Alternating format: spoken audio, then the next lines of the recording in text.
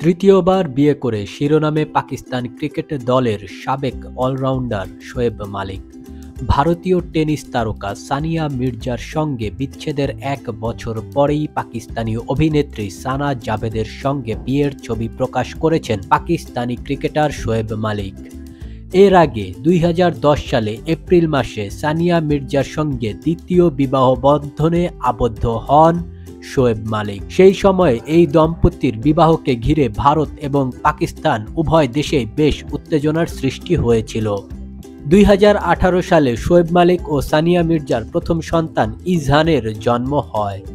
২০১০ সালে বিয়ের কয়েকদিন আগে শোয়েব মালিকের প্রথম স্ত্রী আয়েশা সিদ্দিকের সাথে ডিভোর্স হয় শোয়েব মালিকের। প্রথম স্ত্রীকে ২০০২ সালে বিয়ে করেছিলেন শোয়েব মালিক। প্রমাণ হিসেবে তাদের বিয়ের ভিডিও ক্লিপও প্রকাশ করেন প্রথম স্ত্রী আয়েশা সিদ্দিকী। তৃতীয় বিয়ে করে ২০ জানুয়ারি ছবি প্রকাশ করেন শোয়েব মালিক ও সানা জাভেদ দম্পতি।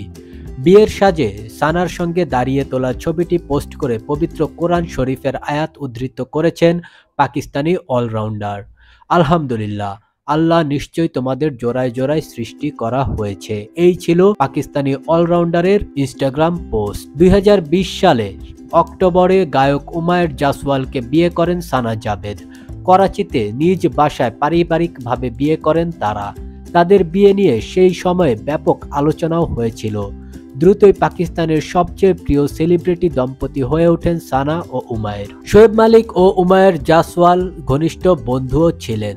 সেখান থেকেই সানা জাভেদের সঙ্গে পরিচয় হয় শোয়েব মালিকের।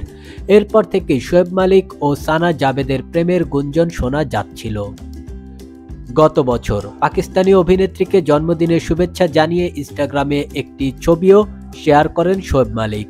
পাকিস্তানি টিভি সিরিয়ালের জনপ্রিয় অভিনেত্রীদের একজন সানা জাভেদ। এই অভিনেত্রী ২০১২ সালে শেহরি জাত সিরিয়াল দিয়ে টেলিভিশন পর্দায় অভিনয় ক্যারিয়ার শুরু করেন। কিন্তু রোমান্টিক সিরিয়াল কাহানিতে অভিনয়ের সুবাদে দর্শক মহলে পরিচিত ও জনপ্রিয়তা পান তিনি। এতে অভিনয়ের জন্য লাস্ট স্টাইল অ্যাওয়ার্ডে মনোনয়নও পেয়েছেন সানা জাভেদ।